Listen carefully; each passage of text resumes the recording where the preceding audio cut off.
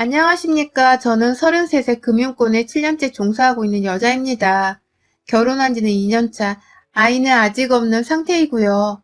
결혼 생활이 좀 많이 난잡해서 할 얘기가 많으니 바로 두서없이 사연을 시작해 보도록 하겠습니다. 저희 남편은 3년 전 취업 동아리에서 처음으로 만나게 되었습니다.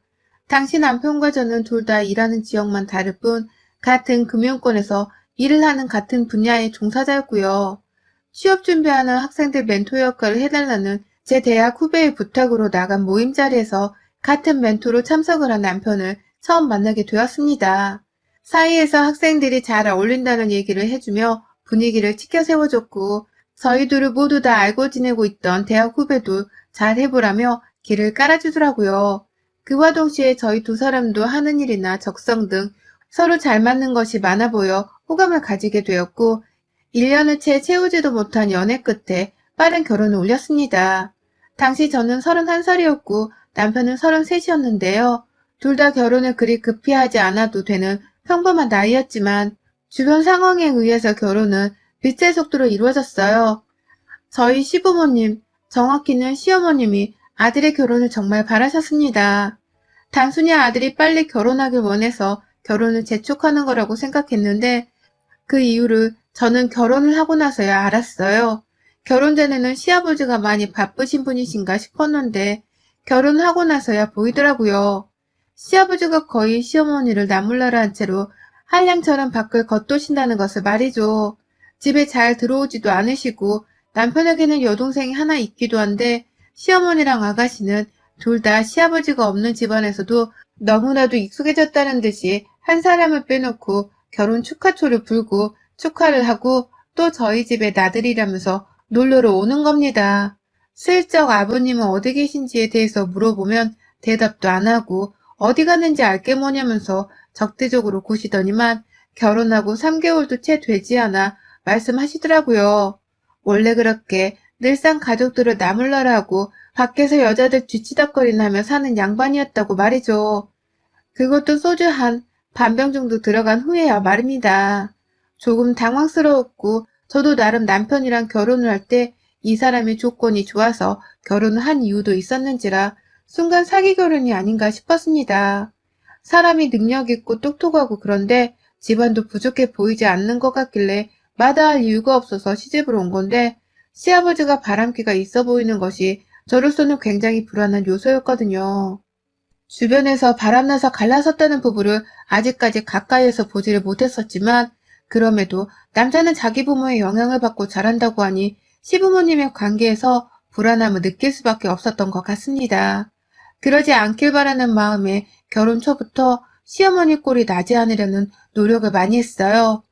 남편에게는 은연중에 집에 잘 들어와서 가정적으로 구는 남자가 최고라는 말도 여러 번 해댔고 또 저는 저대로 같이 출근하는 와중에도 남편 아침밥을 차려주고 퇴근하고 와서도 저녁밥에 야식을 차려주는 등 조강지처를 자처해 살았습니다. 남편이 고맙다고 좋아하라면서 밥을 먹는 모습에 더 힘을 받아서는 열심히 밥을 차린 거라서 솔직히 신혼 당시는 힘든 것도 별로 없었어요. 내 남편 입에 들어가는 밥이니 오히려 더 맛있고 정성스레 만들어주고 싶다는 생각이 더 컸었죠. 하지만 저의 결혼은 이상한 방향으로 점점 흘러갔어요. 설마 시아버지 따라서 바람을 피우지 않을까 싶어 잠시 고민을 했던 내 남편은 오히려 멀쩡한데 옆에서 시어머니랑 신우가 그렇게 저를 들들 볶더라고요. 하나밖에 없는 아들이자 오빠인 제 남편을 마치 집안의 기둥 그리고 시아버지를 대신해 찾을 수 있는 사람으로 대하려는 듯이 시도 때도 없이 연락을 해오고 남편을 찾으러 집에 오셨답니다. 그 당시는 남편마저도 자기 엄마랑 여동생을 너무 반갑게 찾고 집에 들이길래 옆에서 감히 싫은 티도 못 내겠더라고요. 괜히 나 하나 때문에 분위기가 흐트러져서는 남편이랑도 부부싸움까지 할까 싶어 말이죠. 그래도 어련히 알아서 찾아오는 횟수도 좀 줄여주고 하다못해 자주 올 거면 올 때 빈손으로 오지 말고 간단히 먹을 과일이라도 좀 싸우면 좋으란만. 저희 시어머니랑 아가씨는 그런 염치를 하나도 가지고 있지 않았어요. 오히려 애이라고는 밥 말아먹은 참 보기 힘든 무개념인들이었죠. 남편이랑 한 번은 고기를 구워 먹고 있는데 삼겹살 먹고 있단 소리에 배가 고팠는지 둘이서 말도 없이 제 집에 찾아왔더라고요. 고기를 먹는데 왜 같이 부르지를 않았냐고 하면서 뻔뻔하게 식탁에 의자를 가져왔는데 저는 얼마 먹지도 못하고 남은 고기를 다 두 사람 입에 넣어줘야 했답니다. 자기들끼리 동네를 서성이며 돌아다니다가 제 생각이 났다는 말과 함께 주말에도 뻔뻔스레 저희 집을 찾아오기도 했고요. 심지어 저희 부부가 출근하고서 집안에 없는 사이 집에 들어가 좀 쉬고 있으면 안 되겠냐며 비밀번호를 물어보는 전화를 걸어오기도 하셨어요. 당연히 그것만큼은 배려를 해줄 수가 없다며 죄송하다고 카페에 가서 쉬시라며 제가 그 자리에서 은행 계좌로 돈 10,000원을 전송해 드린 적도 있었습니다. 하지만 그것 또한 소용없었어요. 남편이 허락 없이 집 비밀번호를 오픈한 바람에 시어머니랑 시누이는 제 10,000원까지 홀라당 받아먹고선 당당히 저희 집에 들어갔죠. 거긴 제 집과도 다름이 없었는데 말입니다. 제가 재테크를 해서 번 돈으로 1,000원짜리 이미 사서 가지고 있던 제 집이었습니다. 부모님으로부터 아주 진작에 독립을 했고 그래서 제게는 너무 오랜 시간 동안의 추억이 서려있는 집이었어요. 가장 내게는 프라이빗한 공간이기도 했고 말이죠.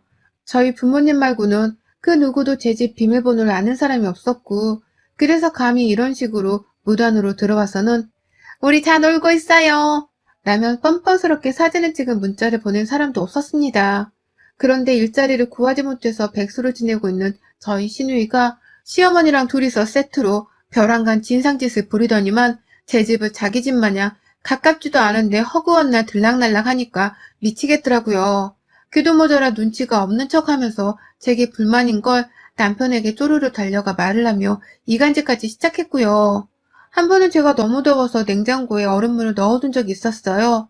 그런데 시어머니가 그걸 보더니 아들이 이런 찬물을 먹고 체하면 어쩌려고 하냐면서 밖에다가 물통을 내놓으라고 잔소리를 하시더라고요. 그래서 제가 말했죠. 여기는 제 집이고 제가 마실 물을 냉장고에 넣어둔 건데 왜 어머님이 이걸 밖에 꺼내라 말하세요? 라고 말이죠. 그런데 그걸 시어머니가 남편한테 가서는 제가 남편 속에서 장염이 나던 유염이 나던 아무 소용이 없다 했다면서 제 입에 들어가는 물이 중요하지 남편 입이 무슨 소용이냐며 난동을 피웠다고 말을 전하셨더라고요. 그래서 남편은 또 꿍해가지고는 우리 엄마한테 진짜 그런 식으로 말했어? 야, 네가 아무리 그래도 며느리인데 그냥 알겠다고 거분거리면 그만인걸. 왜 화를 내서는 우리 엄마 기분을 잡치게 만들어. 라고 저를 탓하더라고요. 와이프인 제 말을 들어볼 생각도 하지 못한 채 말이죠. 뭐 사사건건 자기 엄마랑 자기 여동생 편을 들면서 점점 저를 남보다 못한 와이프로 바라보는 남편의 행동들은 한두 가지가 아니었습니다. 그 속에서 상처를 입고 남편으로부터 마음이 멀어지는 건 저였고 이런 저를 보면 남편도 내심 점점 마음이 멀어져가는 듯 했어요. 우리는 분명 둘이서 잘 살 수 있었고 또 앞으로도 아이를 낳거나 함께 여행도 더 다니며 잘 살 수 있는 시간이 더 많았는데 남편은 제게 먼저 꼬리 한 번을 내려볼 생각을 안 했고 무조건 자기 가족들을 방어하고 더 치켜 세우면서 저를 막무가내의 며느리로 몰아가는 것에 동조를 했습니다. 그러니 시어머니나 시누이도 점점 저를 더 우습게 여기기 시작했고요. 이제는 우리 집에 막무가내로 들어와서 냉장고를 뒤집어 놓고 TV를 보거나 배달 음식을 시켜 먹은 채 뒷정리를 하지도 않고서는 지들끼리 집으로 돌아가는 일도 다반사였어요. 그러다 남편이 생활비를 보태던 것을 또 끊어내고 말하더라고요. 자신이 사업을 하려고 하니 당분간은 제 월급만으로 생활비를 쓰면 좋겠다고 말해줘. 곧 퇴사를 하고 갑자기 사업을 한다는 남편이 솔직히 믿음직스럽진 못했습니다. 그렇게 나가서 안정적인 월급보다도 성공해서 잘 벌고 살 거란 보장이 전혀 없었으니까요. 너무 불안했고 지금 이대로가 좋다며 말리기도 했지만 남편은 귓등으로도 제 말을 듣지 않았고요. 그러다 결국 남편은 회사도 그만두고 저는 모르는 자기 사업을 시작하는가 싶더니만 저하고는 거의 남과도 다름이 없는 생활을 반복하더라고요. 외박을 너무 우습게 하기 시작한 것이었죠. 하루 이틀 집에 들어오는 시간이 늦어지고 연락도 뜸해지더니만 주말에는 지방 출장을 간다면서 1박 2일 외박도 꽤나 자주 하곤 했습니다. 그 사이 자기는 시부모님 집에서 자고 오는 건지 아들을 보겠다며 집에 찾아오는 시어머니와 시누이의 방문 횟수가 현저히 줄어들었고요. 남편도 이제 저희 집에 오지 말라면서 단단히 말을 하기라도 한 건지 정말로 연락조차 뜸해지더라고요. 그래서 제가 남편에게 먼저 대화를 시도했습니다. 요즘 어머님이랑 아가씨가 집에 오는 것도 뜸하고 당신은 더 자주 외박을 하는 것 같은데 나를 피하기로 단체로 작정을 했냐고 말입니다. 제 딴엔 정말 싸움을 하고 싶지 않아서 최대한 나를 불쌍히 여겨달라는 식으로 말을 걸었었어요. 그런데 남편이 뭘 한 줄 아세요? 그렇게 집에 오는 거 싫어했으면서 이제 와서 안 보이니 보고 싶은 거야? 아니면 시부모 못 오게 해서 나한테 고맙기라도 한가 보지? 너 우리 엄마랑 동생 엄청 싫어했잖아. 라고 하더라고요. 갑자기 저를 시댁 식구를 못 잡아먹어 안다는 여자로 만들어 버리더라고요. 저를 정말 한순간에 이 결혼에 금이 가기 시작한 원인이자 못된 사람으로 취급을 하는 겁니다. 그러더니 결국 며칠 내내 같은 문제로 냉전을 벌이고 저 혼자 잘못한 사람을 만들더니만 이혼을 하자고 하더라고요. 저랑은 더 이상 같이 살기 싫고 무엇보다도 여자로 보여주지가 않는다면서 말입니다. 남편의 말이 너무 상처였기에 그냥 이혼을 해줄 법도 했으나 저는 너무 미련이 남았어요. 참 바보 같았지만 제가 아직 남편을 향한 마음이 다 정리되지 못했는데 이런 식으로 이혼해서 갈라서야 한다는 게 도무지 믿겨지지 않았습니다. 우리가 사람들 앞에서 한 서약이 있고 정리해야 할 법적 관계가 있는데 결혼이 장난이냐면서 남편을 향해 이혼을 하길 거부했어요. 무조건 안 된다면서 그냥 일방적으로 이혼을 거부한 것이었죠. 그 바람에 남편은 그냥 집을 나가버리더라고요. 이대로 우리가 더 살았다가 좋을 게 하나 없다면서 말입니다. 나가서는 저한테 이혼을 해달라고 지속해서 서류를 보내더라고요. 급기야 시어머니랑 시누이까지 나서서는 왜 자기 아들의 인생에 발목을 잡고서 훨훨 사업가로 날아야 하는데 날지를 못하게 하냐고 인생을 망치게 하지 말라면서 이혼을 종용하셨습니다. 네가 그렇게 이혼을 해주지 못하고 있으니 우리 아들이 가정일에 신경 쓰느라 제대로 집중도 못하지 않냐. 네가 뭔데 해준 것도 없으면서 이제 와서 또 내 아들 발목을 잡아. 네가 뭔데 집만 해왔으면 다야? 내 아들한테 여자 같지도 않았던 년 주제에. 라고 독한 말씀까지 하시며 말이죠. 그동안은 며느리인 제 덕을 보면서 제 명의의 집안에 마음대로 들어와서는 각종 살림살이를 거덜내가고 음식을 나눠 먹고 또 허락 없이 얻어먹으려고 그렇게 혈안이 되어 있었던 사람들이었는데 이제 와서는 자기 아들이 돈 잘 버는 사업가가 될 거니까 하루라도 빨리 이혼하고 놓아주라면서 헤어져 달라 부탁을 하다니요. 정말 사람이 어떻게 하루아침에 이렇게 뻔뻔히 변할 수가 있는지 우리 결혼이 다 뭐였나 싶어서 정말 침울함이 극도로 치달았어요. 생각할수록 그 배신감이 너무 커서 시어머니와 시누이를 생각할수록 열불이 터졌어요. 그러는 와중에 제가 할 수 있는 건 결국 이혼밖에 없었고요. 남편은 계속해서 정 떨어진 말만 하며 이혼을 해달라고 하고 시어머니의 시누이까지 나서서는 자기 아들 발목 잡지 말란 말을 계속해서 뱉어내시니 저도 이쯤 해야겠다 싶었습니다. 그냥 딱 여기서 끝을 내고 나는 하루라도 빨리 내 인생으로 돌아가 정착해서 살아야겠다 싶었어요. 잠시 인생이 큰 똥을 밟았던 바람에 우회를 한 것일 뿐 절대로 실패한 게 아니라는 마음가짐을 먹어가면서 힘들게 말이죠. 그래서 남편을 향한 배신감과 시누이와 시어머니를 향한 분노가 눈앞에 서렸지만 정말 눈물을 머금은 채 이혼을 감행했습니다. 거의 남편과의 별거를 한 달 좀 넘게 지속하다가 이혼서를 제출한 것이었고요.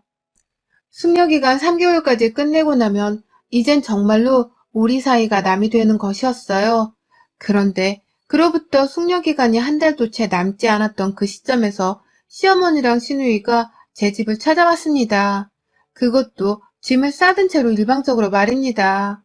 당연히 별거를 시작하자마자 시무랑 시누이가 또다시 오지 못하게 혹여나 하는 마음에 비밀번호 장치를 지문인식기로 바꿔버렸었고요.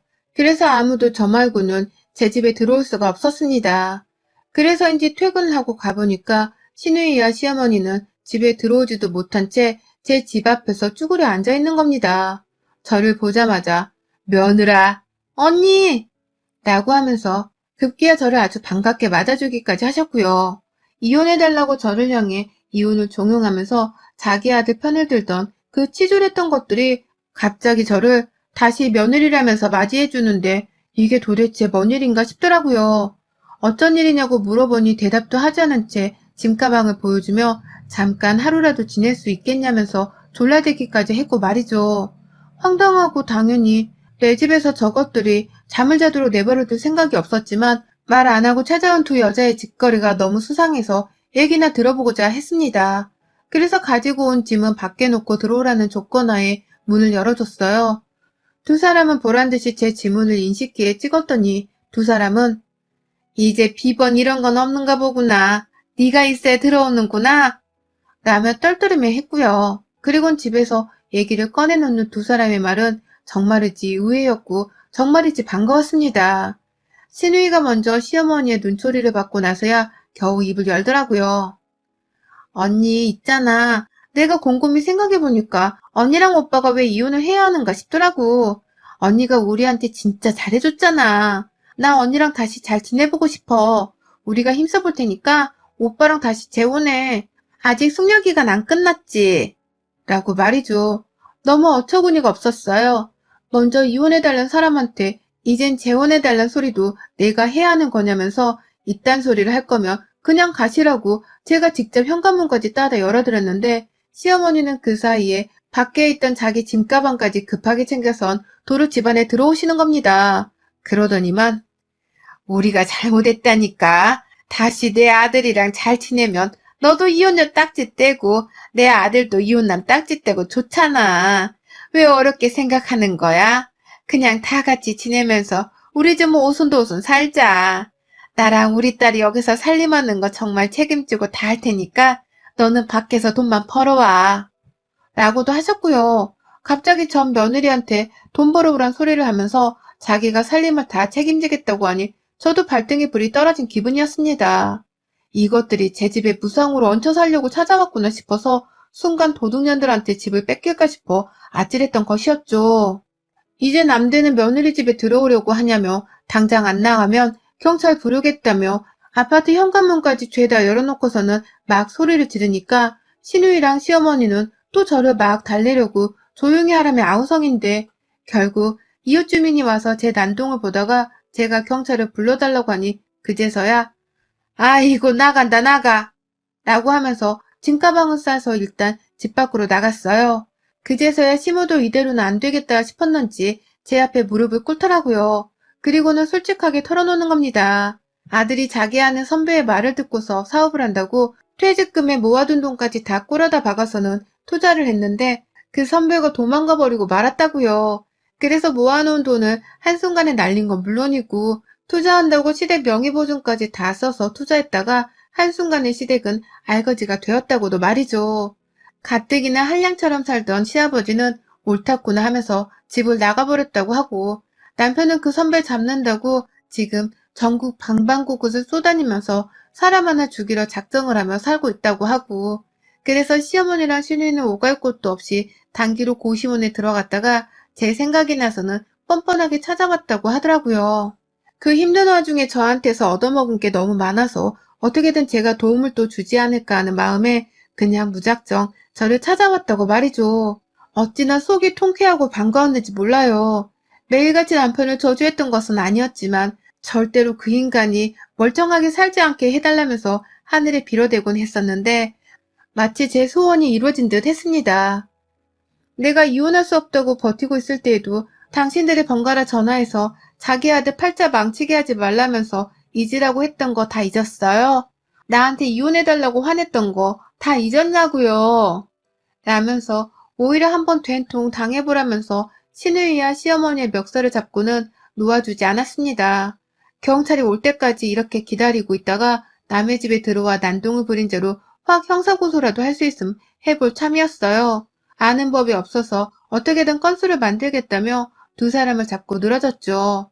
그러자 시누이는 도와달라면서 그 와중에 지 오빠인 제 전남편한테 전화를 해서는 와달라고 하고 얼핏 들으니 남편은 지금 돈 들고 튄 선배를 찾으러 부산 어디쯤에 있다고 하더라고요.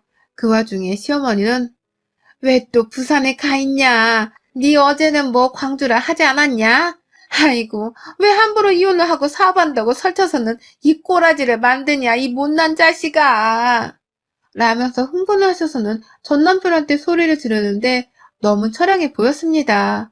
고시원에서 지냈다고 하니 그 사이 고시원에서 나눠주는 밥이랑 김치만 먹고 살았던 건지 살이 좀 빠져 보이기도 했고요. 하지만 거기까지도 이제는 더 이상 제 일이 아니었습니다. 결혼을 한 상태였다고 하더라도 언젠가는 분명 이렇게 나에게만 기대고 단물을 쪽쪽 빨아먹으려고 하는 시무와 신우이에게 질릴 게 뻔했어요. 그런데 이제는 완전히 이혼이 되는 과정이 있었고 정말 남남이 되기 직전인 사이였는데도 저에게 도와달라 부탁을 하는 것 자체가 너무 염치가 없는 일이었어요. 그걸 저도 누누이 울먹이는 신우이와 시어머니께 말씀을 드렸고요. 제발 사람 새끼면 염치 좀 챙기고 사세요. 며느리가 우스워요? 내가 이혼하고서 당신들 진상짓을 눈 감아주며 당해주고 살 것 같아요? 도움을 얻고 싶으면 그만큼 베풀던가. 그것도 안 되면 차라리 돈이라도 깔끔하게 주어주던가. 어디서 거지 같은 것들이 며느리 하나 잘 만나서는 얻어먹더니만 이젠 하다하다 이혼하고 나서도 이래? 라면서 조금 더 난동을 피우다가 경찰에 이끌려 나가는 시어머니와 시누이의 모습을 마지막으로 하고서는 문을 닫아버렸어요. 경찰한테는 그냥 아파트 밖으로라도 주민들이 더 피해를 받지 않도록 조용히 내보내달란 부탁만 드렸고요. 그게 저로서는 최선의 방법이었습니다.